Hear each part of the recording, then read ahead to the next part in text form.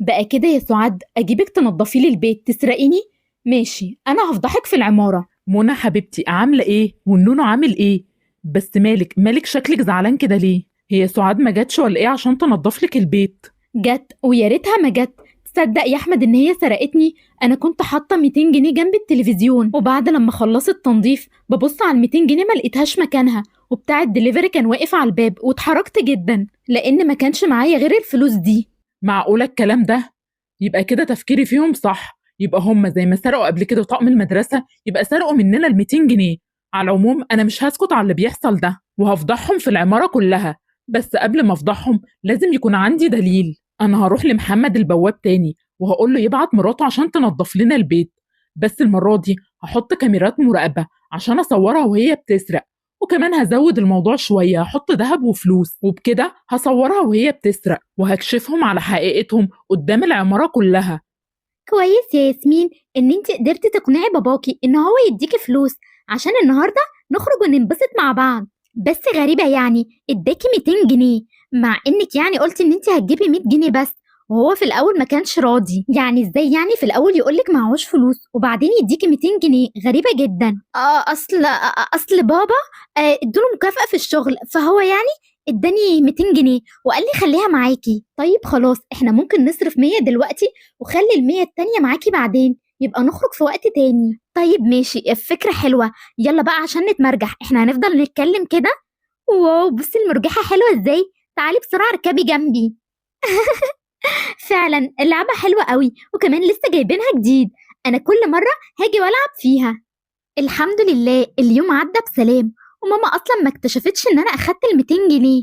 وكمان انبسطت جدا بالالعاب النهارده، وكمان معايا 100 جنيه يبقى اخرج فيها انا وهنا مرة تانية. تسلم ايدك يا منى يا حبيبتي، الاكل يجنن. امال فين البنات؟ عايزين ننادي عليهم عشان يتغدوا معانا. البنات في اوضتهم، ممكن يكونوا بيذاكروا ولا حاجة. انا هندع عليهم. يا فيروز، يا ياسمين، يلا يا بنات تعالوا عشان نتغدى. حاضر يا ايوه يا ماما، ماما احنا حاضر، جايين انا اهو. جاية اهو. خلاص يا منى يا حبيبتي، مش عايزك تتضايقي، وان شاء الله هنكشف اللي اسمها سعاد دي. بقى معقولة نجيبها تنظف البيت تعمل كده وتسرقنا؟ على العموم يا حبيبتي ما تقلقيش، انا محضر لها خطة وهفضحها في العمارة كلها. انا هخليها تحرم تعمل كده تاني. يا خبر ابيض، هم اتهموا طنط سعاد مامة اروى بالسرقة. انا وقعت في مصيبة كبيرة ومش عارفة اعمل ايه. هو في ايه يا بابا؟ سرقة ايه اللي حضرتك بتقول عليها؟ هو في فلوس يا بابا اتسرقت من البيت؟ ايوه يا ياسمين، في فلوس اتسرقت من البيت. مامتك كانت جايبه دادا سعاد عشان تنظف البيت، وكانت حاطه 200 جنيه جنب التلفزيون. بعد ما خلصت تنظيف ما لقيتش الفلوس. اكيد سعاد هي اللي اخدتها، واحنا مش هنسكت ابدا وهنفضحها في العماره كلها.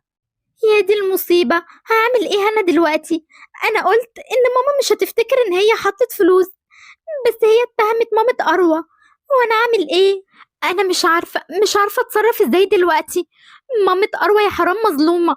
بس انا لو قلت لبابا الحقيقة هيعاقبني ويضربني، وهو ضربه جامد جدا. انا مش عارفة اتصرف ازاي. لا، انا مستحيل اقول لبابا.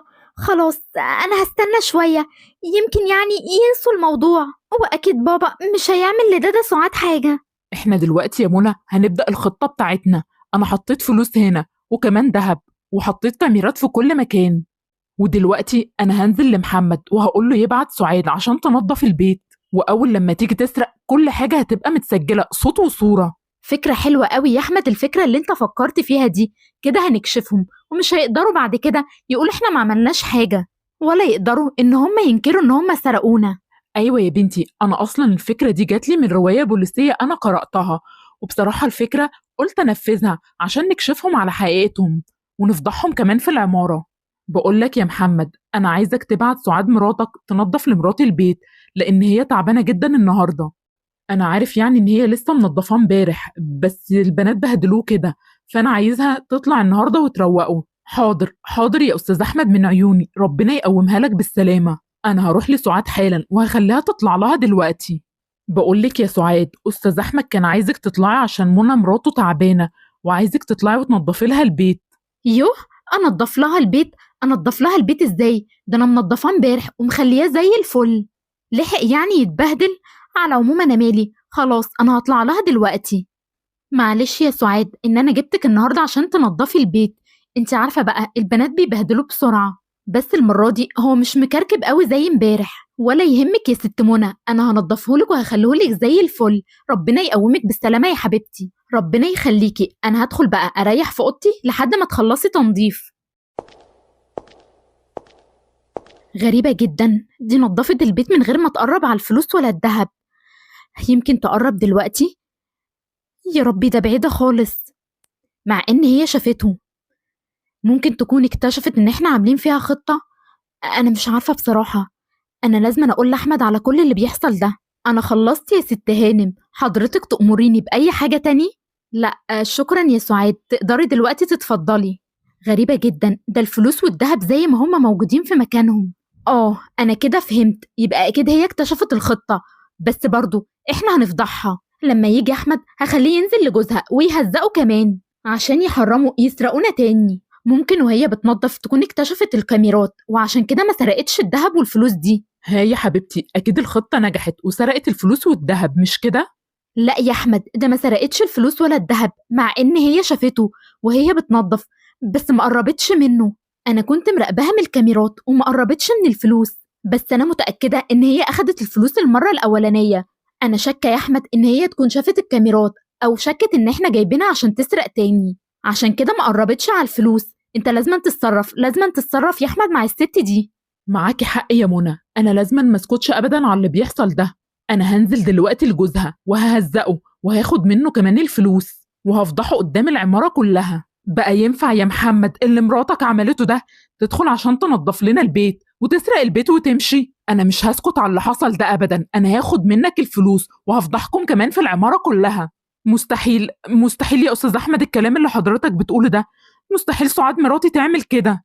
أكيد حد غيرها عمل الموضوع ده. مستحيل، أنا متأكد. هيكون مين يعني؟ الفلوس اتسرقت من قلب بيتي، يعني اللي أخدها حد غريب مش من البيت، ومحدش دخل غير مراتك سعاد. أنا هديك فرصة لحد بكرة تجيب ال200 جنيه اللي هي سرقتها، وإلا كده هطردك من العمارة.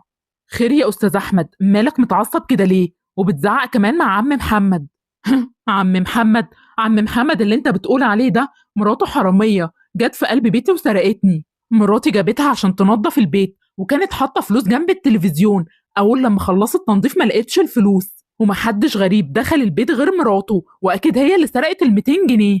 انا من اول قلت ان العيله دي عيله حراميه، وانا مش هسكت على اللي بيحصل ده، وهيجيب لي الفلوس ويرجعها والا هفضحه في العماره. صدقني صدقني يا باشمهندس ياسين، مستحيل مستحيل سعاد تعمل كده. بس انا مش عارف مين اللي عمل كده في شقه حضرتك يا استاذ احمد، بس اؤكد لك ان سعاد مستحيل تعمل كده ابدا. اهدى بس يا استاذ احمد وفكر، ممكن تكون حطيتها في حته ونسيتها. انا اؤكد لك ان الست سعاد مستحيل تعمل كده، ولا حتى عم محمد. يوه، انا بجد زهقت منك، انت كل شويه تدافع عنهم.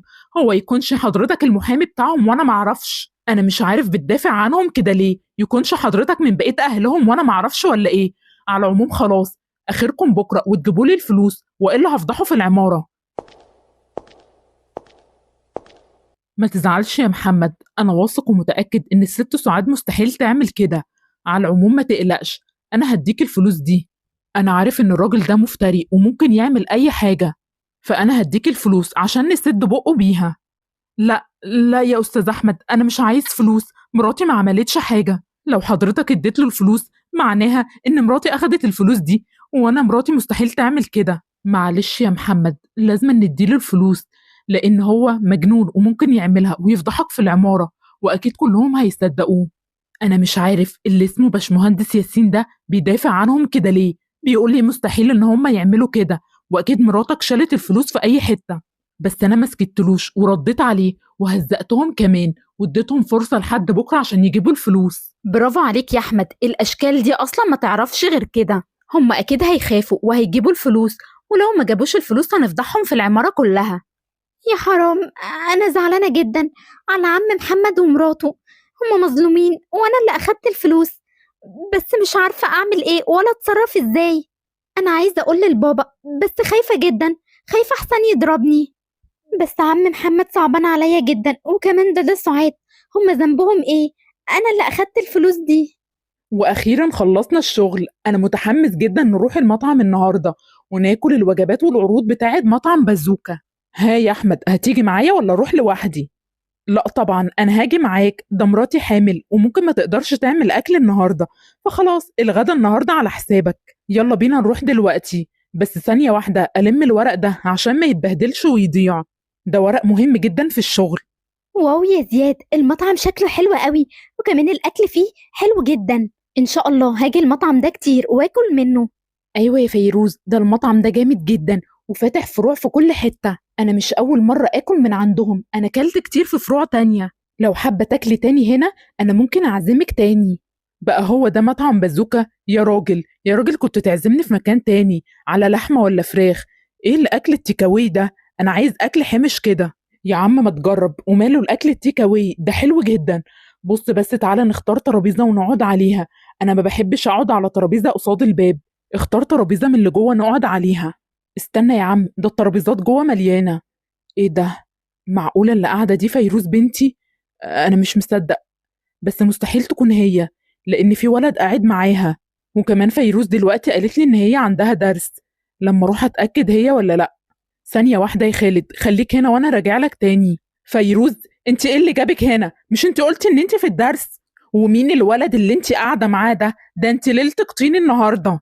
بقى انت بتستغفليني يا فيروز وبتضحكي عليا وبتقولي ان انت في الدرس وانت قاعده هنا مع ولد وبتاكلي كمان في مطعم؟ انا هربيكي وهعلمك الادب. يلا يلا غوري على البيت دلوقتي. طبعا انت جايه ومطمنه ان محدش هيشوفك، بس انا كشفتك يا فيروز، وانا هخليكي تحرمي تعملي كده تاني. وانت يا ولد روح يلا اكتب الواجب بتاعك، بلا مسخره وقله ادب. وياك الاقيك قريب من بنتي تاني ولا بتتكلم معاها. حاضر حاضر يا عمو، أنا مش هكلمها تاني، وانا اسف، اسف جدا. بابا، مالك يا بابا؟ شكلك زعلان كده ليه؟ هو في حاجة حصلت معاك ولا إيه؟ ايوه يا بنتي، انا متضايق جدا، متضايق على عم محمد البواب. استاذ احمد اللي ساكن في الدور الثالث بيتهموا ان مراته سرقت من عندهم 200 جنيه. مرات استاذ احمد تعبانه لان هي حامل، وجابت سعاد عشان تنظف لها البيت، وبعد ما مشت لقيت 200 جنيه اختفت، فاتهموها بالسرقه. وعم محمد بيحلف ان مراته ما عملتش كده، بس استاذ احمد مصمم ان هي اخدت الفلوس وقال هيفضحوا في العماره، وانا بصراحه زعلان جدا عليه. إيه؟ بتقولي يا بابا 200 جنيه؟ أنا يا بابا كده فهمت. أنا عارفة يا بابا مين اللي أخد ال 200 جنيه. عارفه ازاي؟ ومين اللي اخد الفلوس دي؟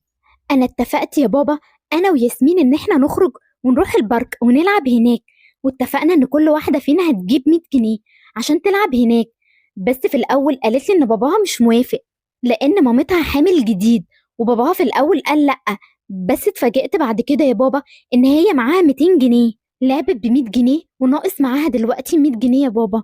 أنا متأكدة يا بابا إن هي اللي أخدتها، وأنا يا بابا أصلا استغربت وقلت لها إزاي باباكي وافق بالسهولة دي، بس هي قالت لي إن باباها أخد مكافأة وعشان كده اداها 200 جنيه. أنا كنت متأكد إن الست سعاد مظلومة، وكده شكي طلع في محله.